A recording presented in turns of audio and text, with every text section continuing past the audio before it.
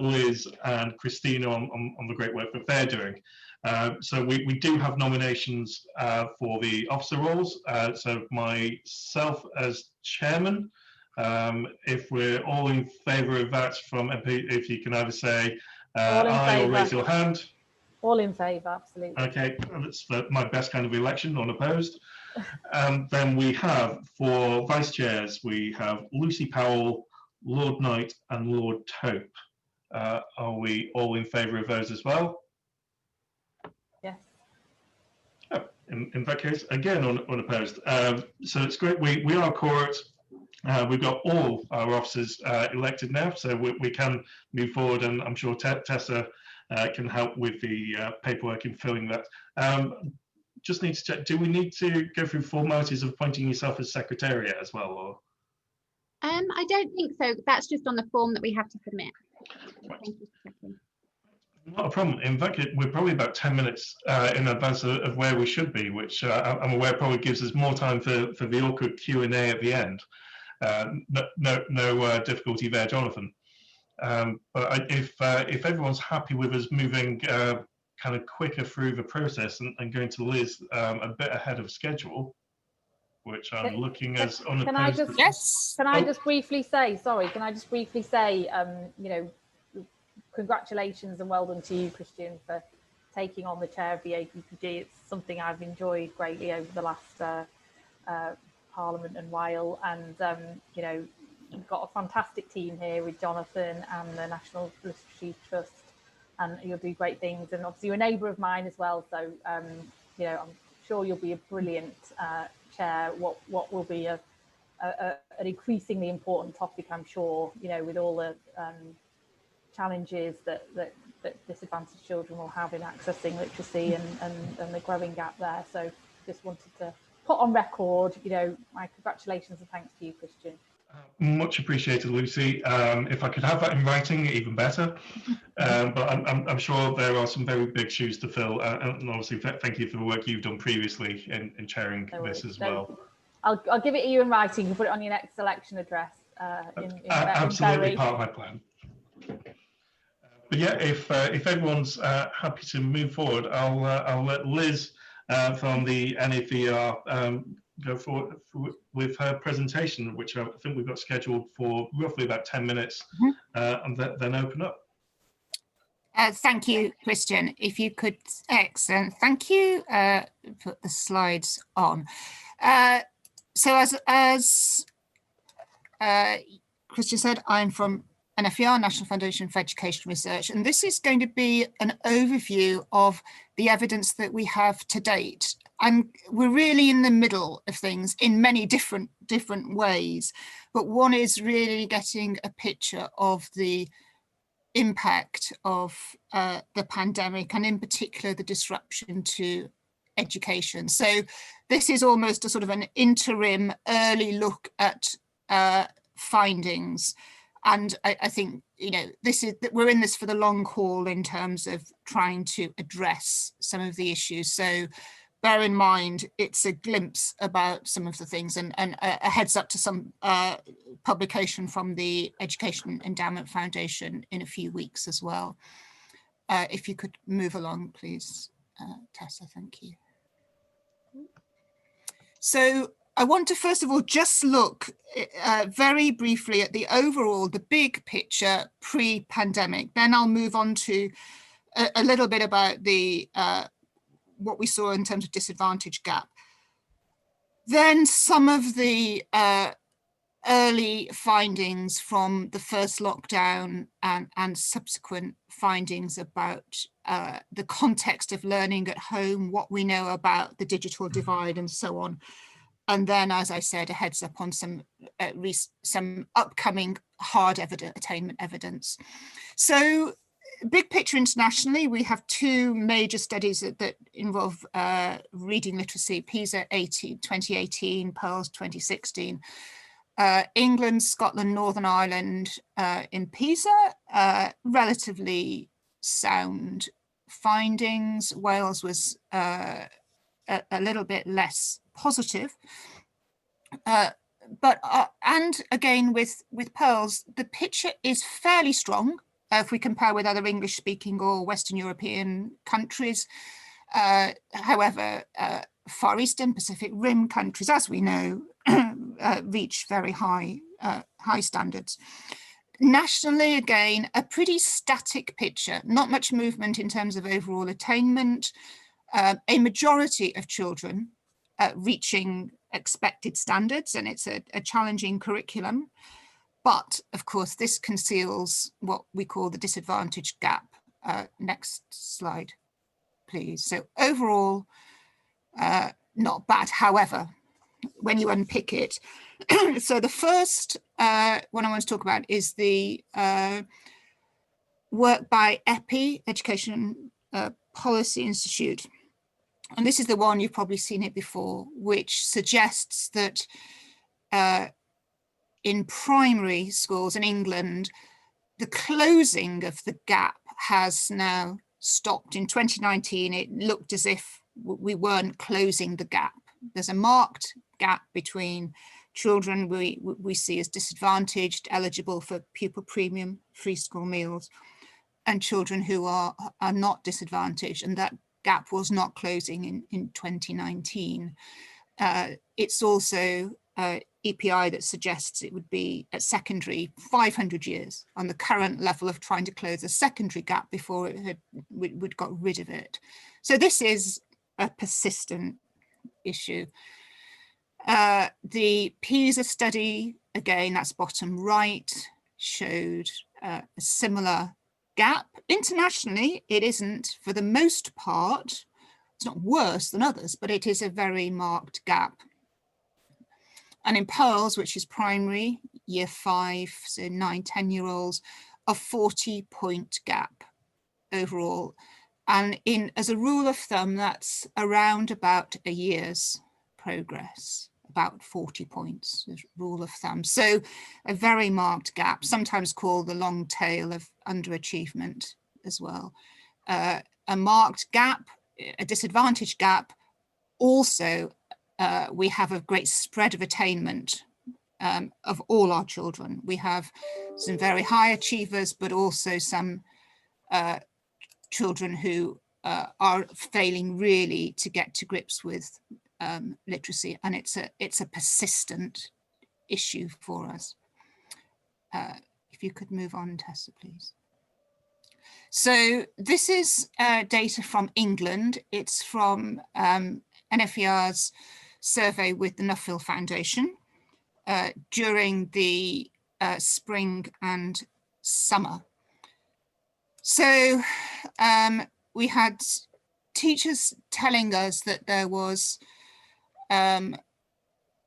limited engagement with remote learning in the first lockdown, and this was falling over the summer. The same thing happened in the sense of parental engagement. It was also falling over the summer. Estyn found similar situation in Wales. There's a study by UCL that talked about home learning of about 2.5 hours a day. Now, actually 2.5 hours a day, if it's good quality home learning, is great. In fact, it's just that's just talking about what is reported as amount of learning, not the quality of the learning. Again, a persistent issue about the digital divide. This is a very persistent finding. Children, not just its access to the hardware, its ability then to be able to access remote teaching, its broadband speed, it's all that element which is impacting on their learning. And then teachers told us that they were not able to cover the whole curriculum. If the slides go out, there are notes to all those sources on the bottom of the slides. Now, the next slide, thanks Tessa, deals with, in particular, the effect on schools that had a high proportion of disadvantaged people. So these are the schools in the highest quintile for eligibility for free school meals, and compared to those in the lowest quintile for free school meals, and you can see the difference. So pre-pandemic, there was a disadvantage gap. All the evidence we're seeing now is that is going to be exacerbated by the disruption to education over last year and this year. Back to IT access, we know this is a real challenge of shared devices within families. What this doesn't pick up, but I think is certainly very evident for literacy, is how some families, perhaps families with English as additional language, will not be able to support their children's learning in reading when they're not speaking English at home, or it's reliant on siblings. It just is everything that is a challenge in normal circumstances for schools, which often they meet incredibly well, is exaggerated in the current circumstances. Sutton Trust found similar findings as well, and we've linked to those findings. Thanks, Tessa, please. So these are other studies that will essentially, sadly, they're pretty much all giving a very similar story. There's one from IFS earlier on that I think gives us something slightly different, but I think that's a methodological issue. The findings are consistent. I've got just a couple more particular slides now focusing on attainment. If you could just move on. So this is what teachers were telling us in July. They were estimating that children were around 3 months behind in their learning. It's an estimate. It's teachers' perception. It's their judgment, I think. However, we're going to get some hard evidence soon. So we've been doing a project for the Education Endowment Foundation looking at Key Stage 1, because our view was this is where the early learning, obviously, in terms of basic skills is happening. Also the sort of soft skills that set you up for learning in school. And some children didn't finish their reception year. Other children didn't finish year 1. So that work is going to be published soon.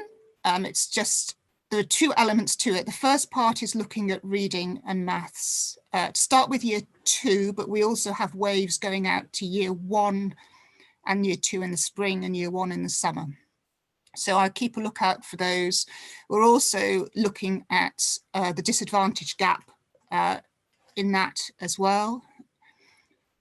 And we're then following it up with some work looking at diagnostics. So for teachers, it actually isn't of any great impact to tell them that the children are behind. They know that in every lesson day to day, but actually what can we do? What can they do about that? What information can we give them? So we're doing work looking at the types of gaps that we're seeing from the assessments, the sort of errors and misunderstandings that we can see from the errors children make. So that will also, I think, be released by EEF in February. All those things, I think, are going to be important.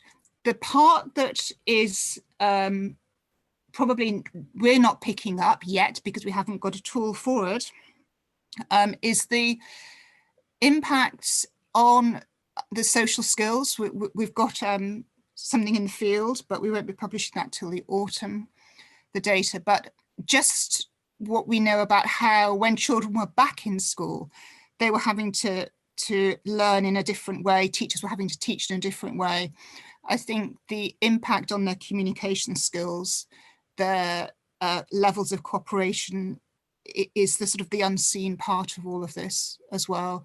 And now when they're working at home, they're not having the same interactions with their peers. They weren't even when they were on the playground, when they were in bubbles. So the impact is huge. It's across not just what we measure in terms of their reading, but the other elements of their development as well.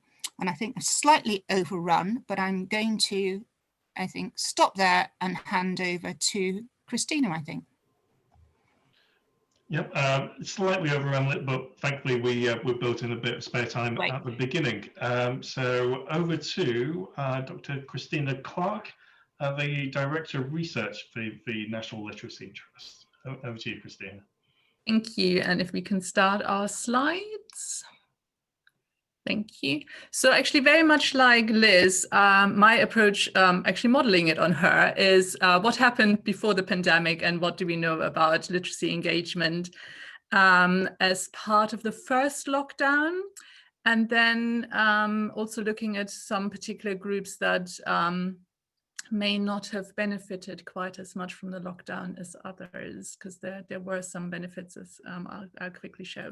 So as probably most of you know, we run a survey at the beginning of each year, and we have done since 2010, although we do have some data points going back all the way to 2005 when it comes to reading.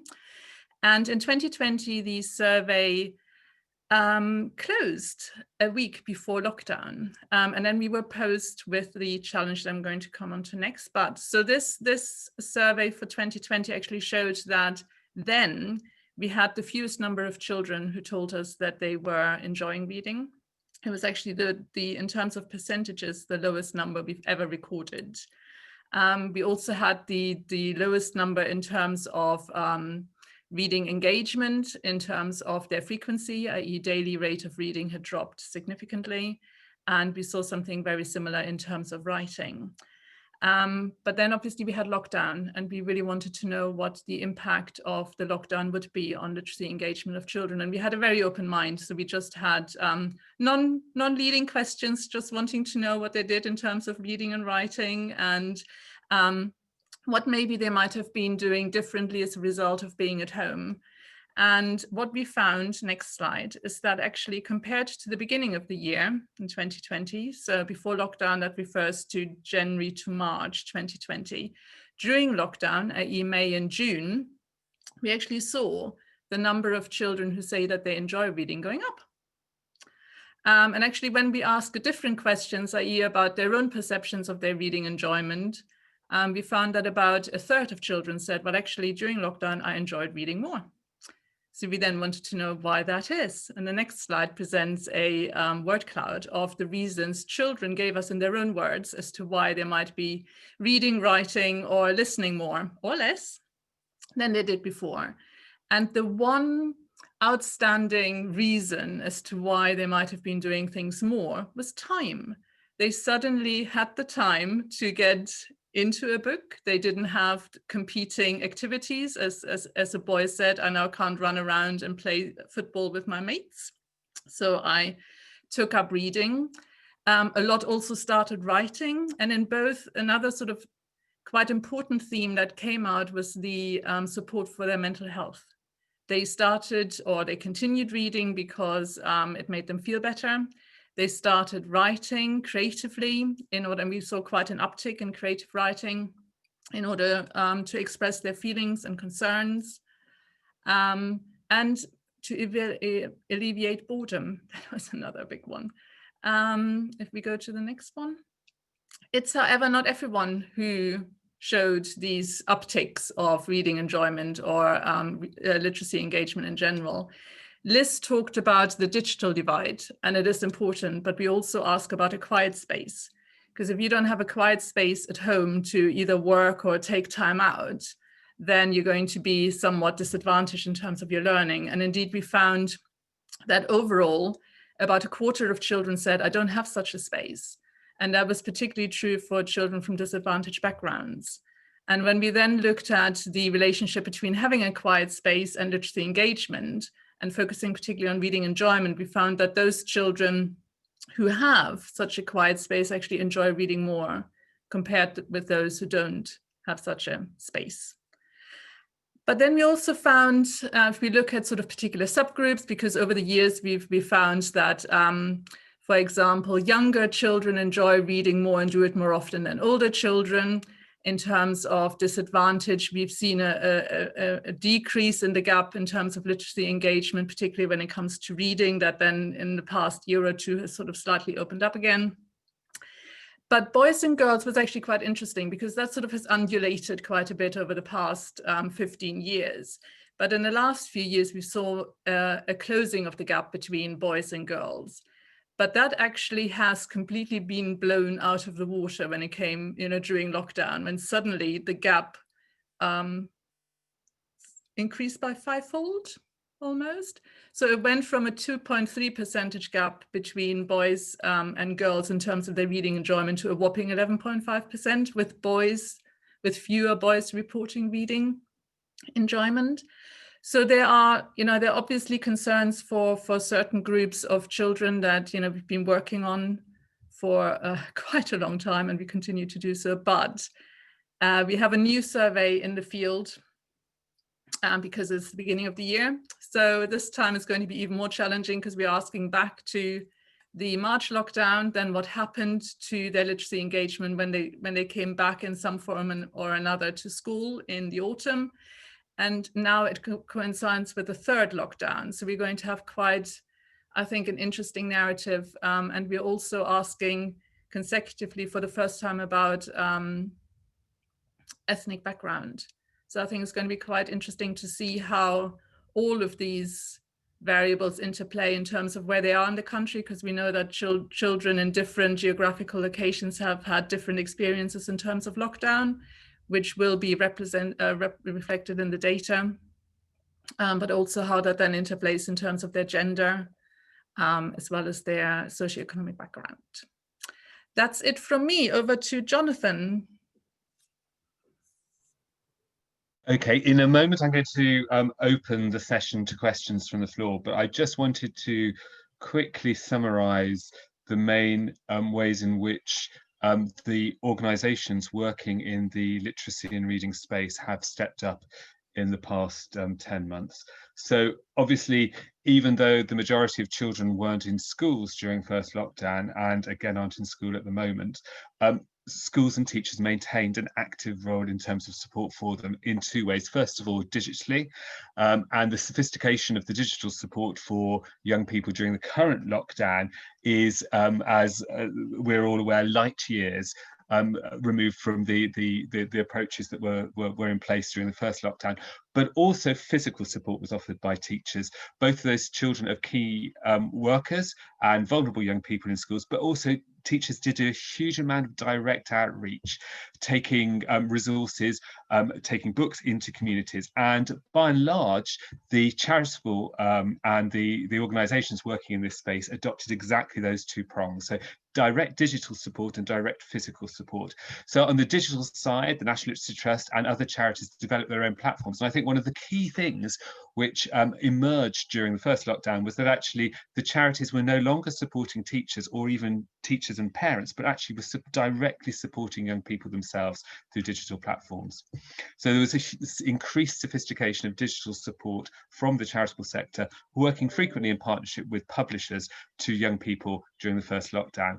The second theme, though, which came through immensely strongly was physical resources. Obviously, as Liz has already mentioned, the issues around digital exclusion were well understood very quickly during first lockdown, and there was a massive call to arms across society to actually get physical resources into children's hands. We worked with about 18 publishers and distributed 300,000 books to young people. Book Trust did a similar thing. The Reading Agency gave out physical packs and resources. The Arts Council, a variety of partners, gave out physical resources to make sure that children weren't excluded.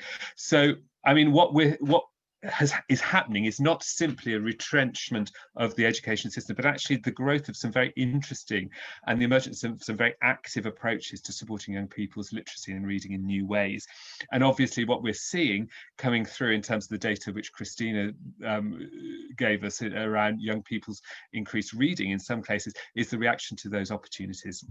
So it's been an extraordinary year, and what we're now going to do, as I say, is open the conversation up to questions from the floor. If you can use the chat function, please use the chat function, and I will bring the questions to the two speakers. But before we kick off, I just want to ask, because chairing these questions, I'm privileged as I get my own questions in first of all. Liz, to start with, you gave two very important snapshots, one about international comparisons and the second around the emergent impact on the socioeconomic gap in particular of lockdown and the pandemic. What is being done in the international research community? Because obviously the experience of disruption to education has varied in different countries. How's the international research community looking at that varied impact? So yes, you're right. It's been enormous. It's been very varied across different countries. The IEA is running a survey, and I'm certainly, England wasn't participating earlier on. I'm not sure whether we are now, but they're looking at the impact. So that's the International Association for the Evaluation of Educational Achievement. They oversee Pearls and Timms.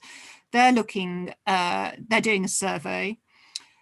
There's been an impact in the sense that studies like PISA have been postponed. Pearls is going ahead with some slight adjustment, but PISA is delayed.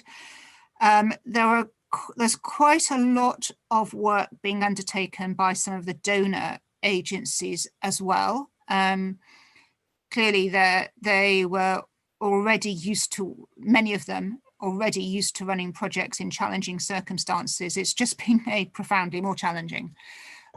There's been some interesting work, things like one piece of work I was really interested in was using the radio to help with the teaching of reading. That was seen as the sort of lowest level of technology requirement to get out. I taught some folk a fascinating piece of work that was, I think, in East Africa. I'm trying to remember, I've got the details somewhere. And they were getting some hard copy packs out but through their community contacts, but they were using scripted radio programs, and they'd got, it might have been Ghana, they got some well-known actors who were performing these sort of scenarios through the radio. It looked very impressive. So certainly the use of radio has been one of the resources that's come to the fore in lower income countries.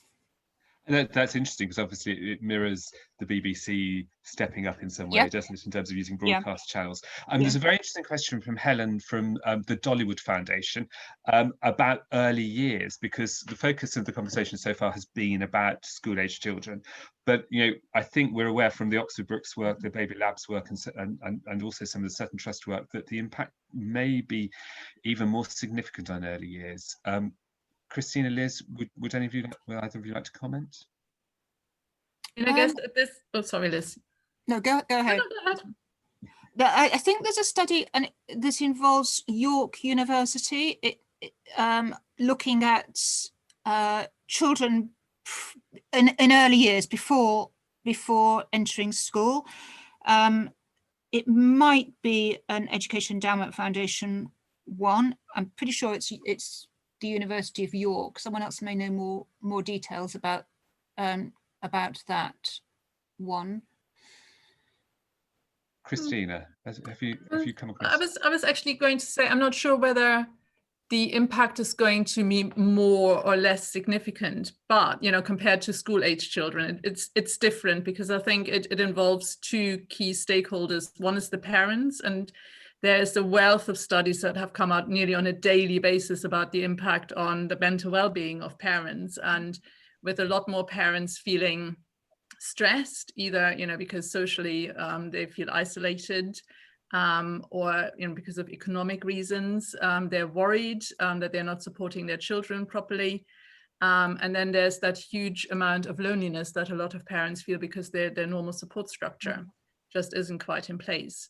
And then there is the impact on the children themselves. So even though there is some, actually you mentioned the Oxford Brookes Baby Lab stuff, because that's a longitudinal study, they're still collecting data. However, the early findings seem to suggest that generally there was an uptick in what is described as being, what do they describe it as? The beneficial activities to support the home learning environment as across the cohort. However, there were some families that, where that quite clearly didn't happen to the same extent, and those were families from disadvantaged backgrounds.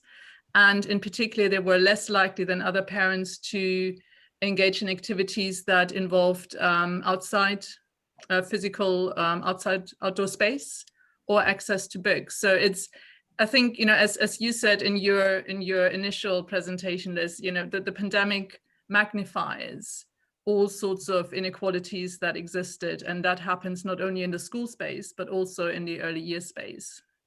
I mean, I think the point about that you've just made is actually really interesting, isn't it? Because the Oxford Brookes research, if I remember, talked about specifically in first lockdown about the closure of playgrounds and the way in which that damaged development, and also the closure at that point of public libraries, and the fact that families from low-income backgrounds who had relatively low levels of access to literature in the home learning environment suffered disproportionately in that instance as well. There was actually a question in the chat room specifically about libraries from Mark McCree around actually what their role is in terms of the agenda moving forward, not just in terms of giving access to books, but also ICT.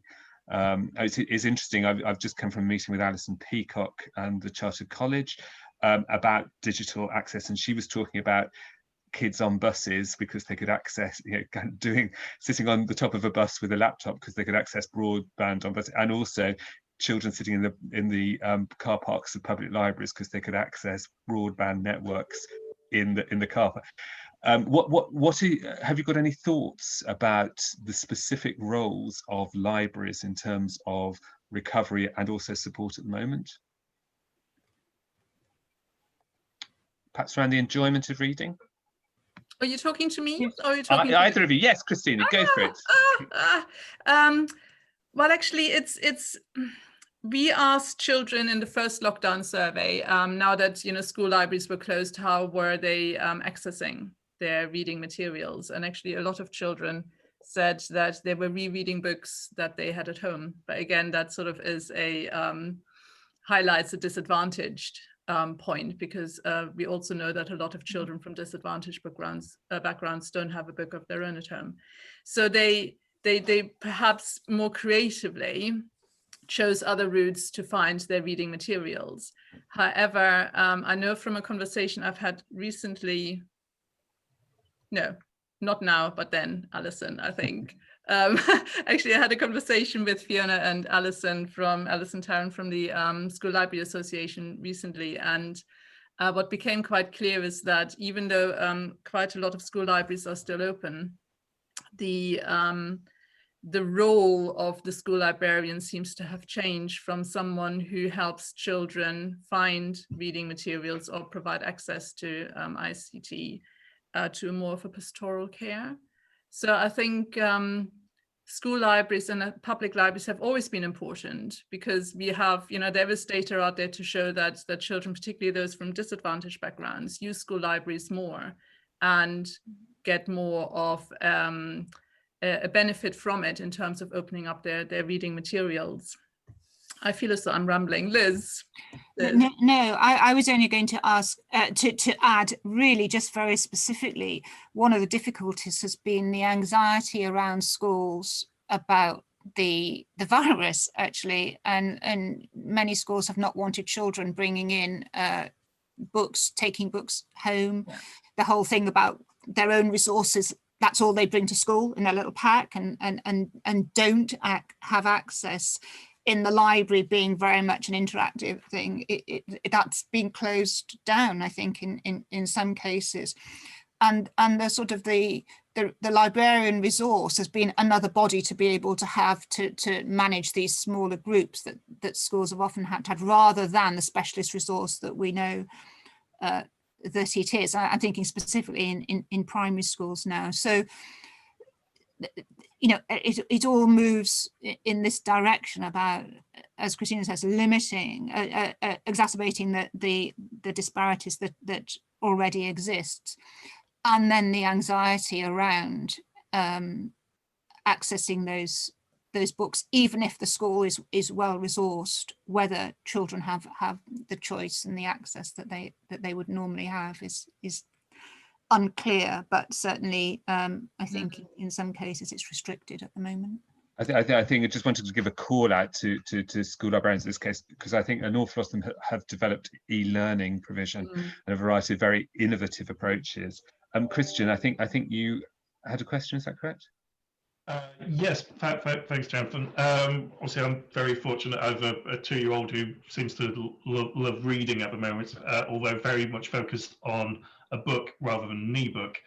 So whilst we've had the launch of the virtual library this week, and then with the great work being done in regards to imagination libraries, what would be your key ask kind of moving forward to government as to what can we do to get more children reading and to tackle this attainment gap, which like you said in your evidence, is widening and widening at a drastic rate? Oh goodness. It's a very honest response there, Liz.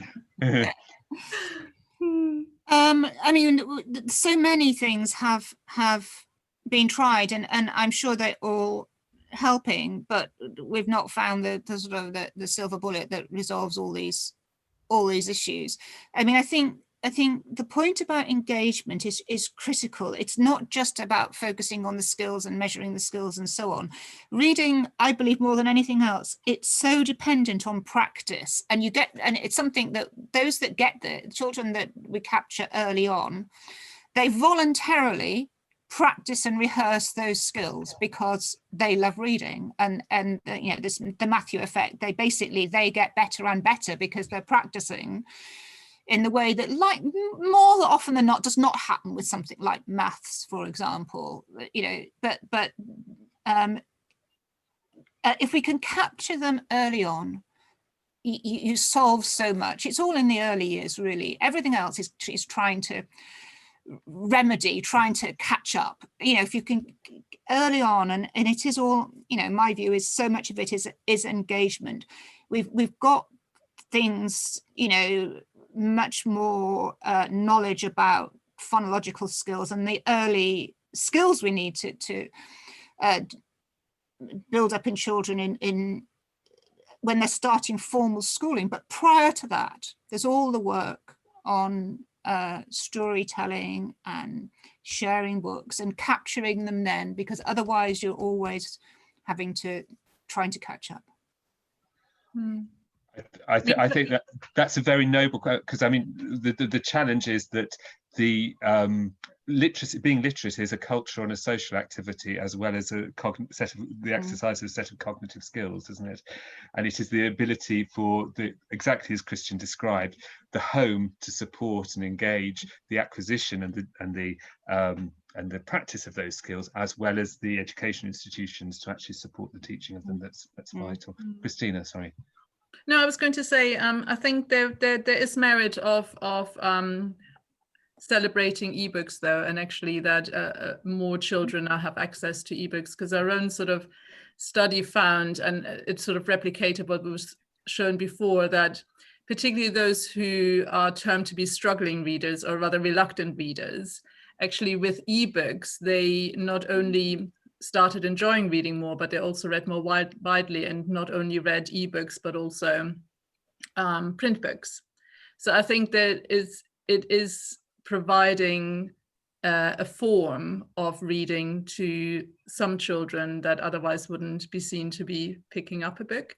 But I think currently, with the lack of public and school libraries, although some may still be open, I think they also really provide a really necessary resource. And we have seen an uptake in audiobooks, over lockdown. And in the current survey, we are asking whether they're downloading more ebooks. So I think, over time, again, it's another puzzle piece that we will hopefully get information for. Yeah, sorry, I shut up.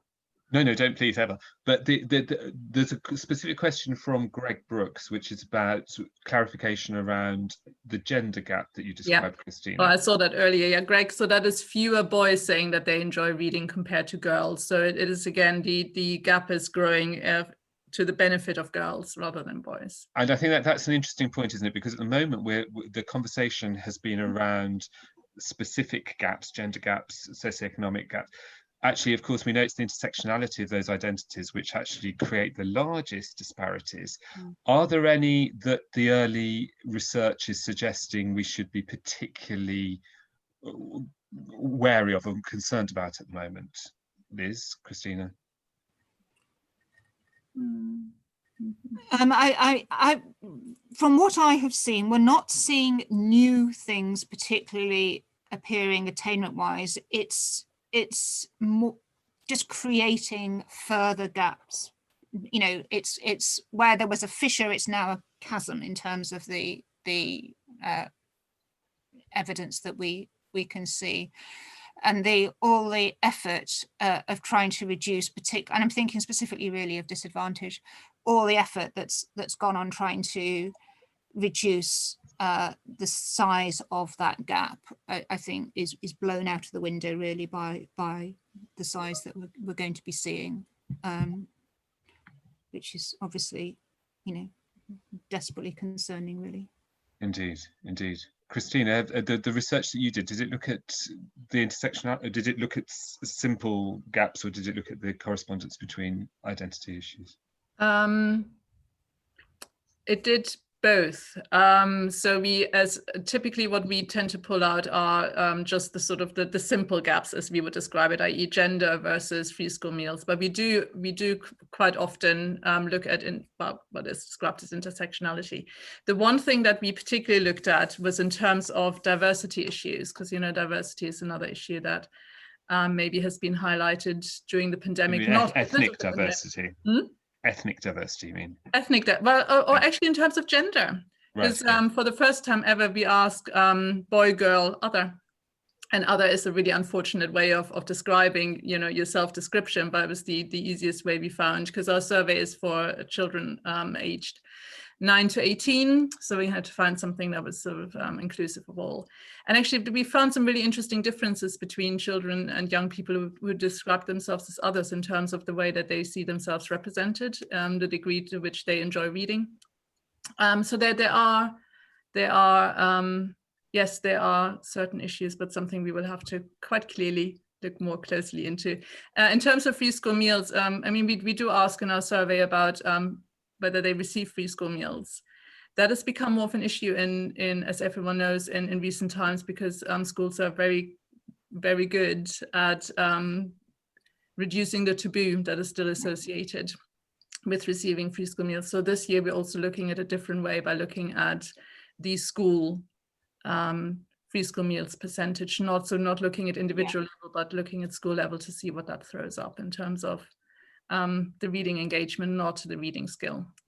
And our work on skills does look at the individual pupil, the grouping by eligibility for free school meals and those non-eligible. So it's breaking up the disadvantage in that way as well. Antonia but from First Stories asked a question about transition, and obviously we know that transition offers particular challenges in terms of the sustaining of the growth and development of literacy skills, but and that's to do with a variety of pedagogical, emotional, social things that happen during transition. But presumably this is again a theme which is going to be particularly challenging for young people at this point, isn't it? Because it's being compounded. Yeah. Liz, are there any thoughts? Yeah, I mean, I think there's all sorts of issues going to be. Some of it, of course, will be clearer when we know what happens after after this current lockdown, if we revert to something more normal. I know regardless of the sort of examination assessment element of the summer, but if schools go back to something that we know that is more familiar in the summer term, then I think we've got a better chance of putting into place some effective support for those children as they move through, both through schooling, through class to class, but also school to school. That seems critical. That's what was very difficult this last summer, when there just wasn't that opportunity for the most part to build in the normal or improved version of support. If we don't get that, then that will be another year of children moving on with a lot of uncertainty, which feels, you know, it just feels that we're building up potentially quite a lot of difficulties that may not be emerging yet, that we may see later on in different ways. And actually, the chat is incredibly rich from this session.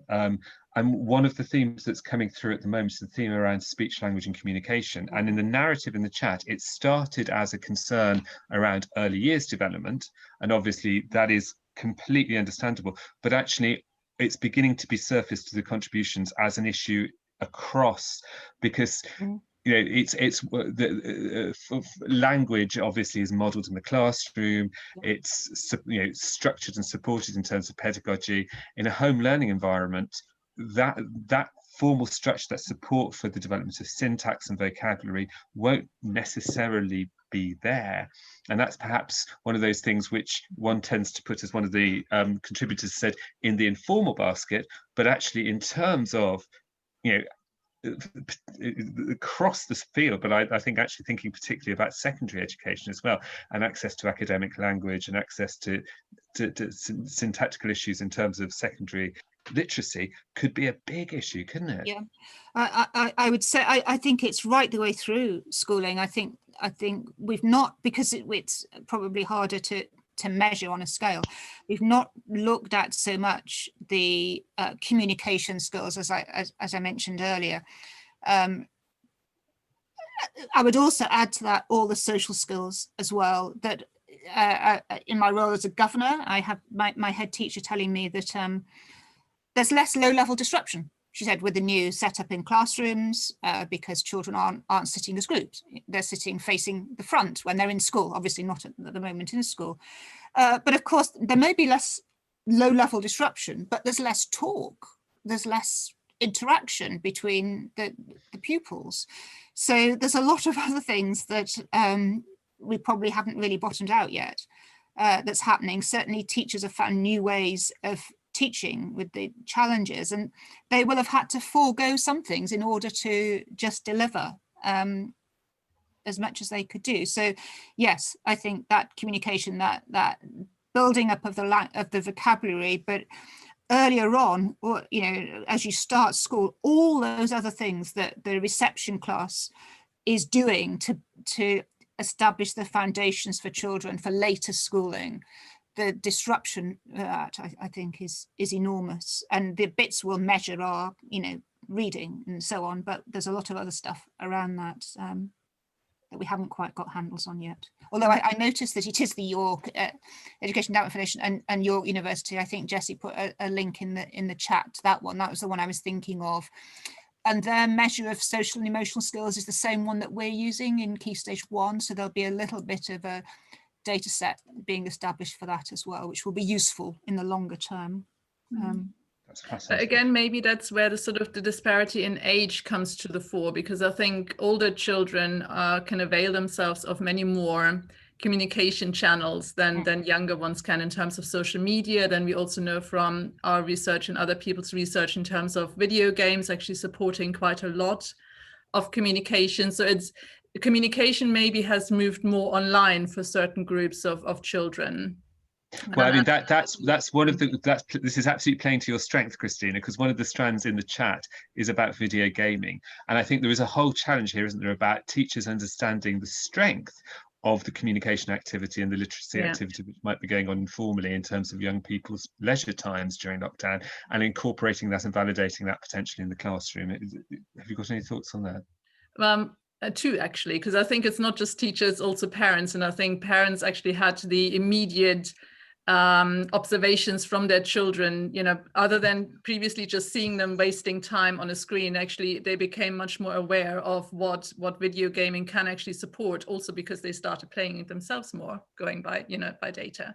But in terms of teaching, we are actually working with Lancaster University currently on a study that looks at embedding it's called Litcraft, so it's using Minecraft in terms of using a book as the scene that's being created, and using video games in the curriculum in order to support particularly those children and young people who would be described as reluctant or unenthusiastic readers. So I think there are more movements of trying to include the channels that young people use in order to communicate within the curriculum space. And I think I think the pandemic has brought to the fore just how varied it is, and what and how they can be used in order to really reinforce life from all perspectives.